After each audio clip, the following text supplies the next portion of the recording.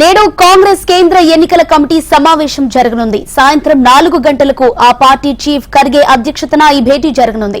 లోక్సభ ఎన్నికల కోసం అభ్యర్థులను ఫైనల్ చేసే దిశగా ఈ మీటింగ్ కొనసాగనుంది.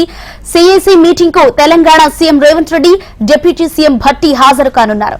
ఇక తెలంగాణలో పెండింగ్ లో ఉన్న లోక్సభ స్థానాలకు అభ్యర్థులను ఫైనల్ చేయనుంది కాంగ్రెస్ అధిష్టానం. అభ్యర్థుల ఎంపికకు సంబంధించి ఇప్పటికే రాష్ట్ర నేతలు పార్లమెంటు పరిధిలోని ఎమ్మెల్యేల అభిప్రాయాలను స్వీకరించింది ఏఐసీ. ప్రజల్లో బలం, కుల సమీకరణాలు, పార్టీకి చేసిన సేవ ఆధారంగా అభ్యర్థుల పేర్లను ఆయా నియోజకవర్గాల్లోని నేతలు సిఫారసు చేశారు. అటు వివిధ సర్వేల రిపోర్టులు, పార్టీ విధేయంగా ఆధారంగా అభ్యర్థులపై ఇప్పటికే ఓ అభిప్రాయానికి వచ్చింది ఆ పార్టీ అధిష్టానం. మరోవైపు ఢిల్లీలో కాంగ్రెస్ మీటింగ్ తో తెలంగాణలోని ఆశావహుల్లో టెన్షన్ మొదలైంది. హాట్ సీట్లుగా మారిన కొన్ని స్థానాలపై నేతల మధ్య పోటీ ఉండబోతున్నట్లు ప్రచారం జరుగుతోంది. అటు భువనగిరి పార్లమెంటు సీటుపై ఉత్కంఠ నెలకొంది. ఇటు హైదరాబాద్, మెదక్, ఆదిలాబాద్, ఖమ్మం, వరంగల్ స్థానాల్లో ఒకరిద్దరు పేర్లను పరిగణలోనికి తీసుకుని గెలుపు అవకాశాలు ఉన్న అభ్యర్థులనే ఫైనల్ చేసే ఛాన్సెస్ ఉన్నాయి.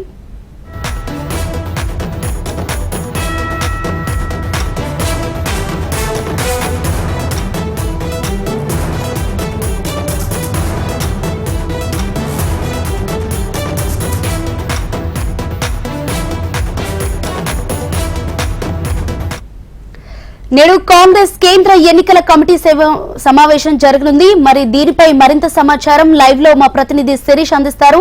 శిరీష్, చెప్పండి. ఝాన్సీ, ఈరోజు మధ్యాహ్నం 4 గంటల తర్వాత కాంగ్రెస్ కు సంబంధించిన కేంద్ర ఎన్నికల కమిటీ సమావేశం జరుగుతుంది. మరికొద్ది సేపట్లో ముఖ్యమంత్రి రేవంత్ రెడ్డితో పాటుగా డిప్యూటీ సీఎం, అదేవిధంగా కాంగ్రెస్ పార్టీకి సంబంధించిన కేంద్ర ఎన్నికల కమిటీ సభ్యుడు ఉత్తమ్ కుమార్ రెడ్డి కూడా ఢిల్లీకి రానున్నారు.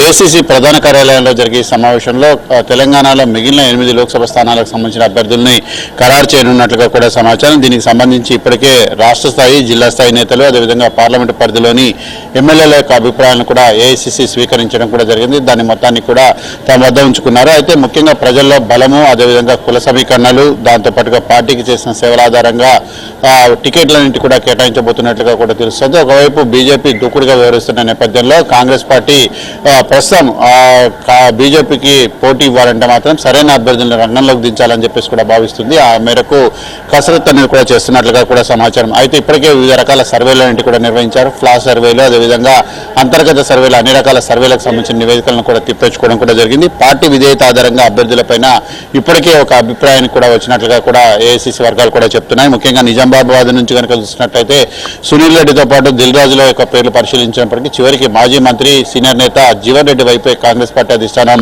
మొగ్గు చూపుతున్నట్లుగా కూడా తెలుస్తుంది. హైదరాబాద్, మెదక్ నుంచి ముఖ్యంగా బీసీ సామాజిక వర్గానికి సంబంధించిన నీలం మధుకు ఎక్కువ అవకాశాలు అనేవి కూడా ఉన్నాయి. ఎందుకంటే ఆయనకు సీఎం వర్గం నుంచి కూడా బలమైన మద్దతు ఉండడంతో నీలం మధు అభ్యర్థిత్వాన్ని దాదాపుగా ఈరోజు ఖరారు చేసే అవకాశాలు ఉన్నట్లుగా కూడా సమాచారం. ఇక భువనగిరి లోక్సభ స్థానానికి సంబంధించిన విషయంలో అభ్యర్థి ఎంపిక పైన కూడా కొంత సందిగ్ధత అనేది కూడా నెలకొంది. భువనగిరికి సంబంధించి బీసీ సామాజిక వర్గానికి టికెట్ ఇవ్వాలని చెప్పేసి కూడా డిమాండ్ అనేది కూడా బలంగా వినిపిస్తుంది. ఎందుకంటే ఇటు బీఆర్ఎస్, అదేవిధంగా బీజేపీ రెండు కూడా బీసీ సామాజిక వర్గానికి టికెట్ కేటాయించిన నేపథ్యంలో కైలాష్ నేత, అదేవిధంగా ఇతర బీసీ నేతలు కొంతమంది ఈ రేసులో ముందున్నారు. అయితే సీనియర్ మంత్రులు కోమటిరెడ్డి వెంకటరెడ్డి, ఉత్తమ్ కుమార్ రెడ్డితో పాటు కొంతమంది చామల కిరణ్ కుమార్ రెడ్డి అంటే ఇతర పేర్లను పరిశీలిస్తుంటే ముఖ్యమంత్రి మాత్రం చామల కిరణ్ కుమార్ రెడ్డి వైపు మొగ్గు చూపుతున్నట్లుగా కూడా తెలుస్తుంది. సో కాంగ్రెస్ పార్టీ బీసీ నేత వైపు మొగ్గు చూపుతుందా, లేదంటే రెడ్డి సామాజిక వర్గానికి టికెట్ కేటాయిస్తుందా అనేది కూడా చూడాలి. ఇప్పటికే నల్గొండలో ఒక టికెట్ను రెడ్డి సామాజిక వర్గానికి కేటాయించిన నేపథ్యంలో భువనగిరి లోక్సభ స్థానంలో బీసీల యొక్క జనాభా ఎక్కువగా ఉంది కాబట్టి బీసీ నేతకు టికెట్ ఇవ్వాలనేది కూడా ప్రధానమైన డిమాండ్. ఈ మేరకు ఈరోజు జరిగే సమావేశంలో పరిశీలనకు వచ్చే అవకాశం కూడా ఉంది. అదేవిధంగా ఆదిలాబాద్, హైదరాబాద్, ఖమ్మం, వరంగల్ స్థానాల్లో పేర్ల విషయంలో కూడా కొంత సందిగ్ధత అనేది కూడా నెలకొంది. ఇక్కడ అభ్యర్థుల యొక్క విజయావకాశాలను కూడా పరిగణలోకి తీసుకుని ఫైనల్ చేసే అవకాశం ఉన్నట్లుగా కూడా తెలుస్తుంది. ఈరోజు కాంగ్రెస్కి సంబంధించిన కేంద్ర ఎన్నికల కమిటీ సమావేశం అనేది కూడా పూర్తయిన తర్వాత రేపు దీనికి సంబంధించిన జాబితాను విడుదల చేసే అవకాశాలు ఉన్నట్లుగా కూడా సమాచారం. సో మొత్తం మీద కూడా ఈ రోజు పూర్తి స్థాయిలో చర్చ జరుగుతుందా, లేకపోతే మరికొన్ని స్థానాలను పెండింగ్లో పెడతారనేది కూడా చూడాల్సి ఉంది. ఝాన్సీ.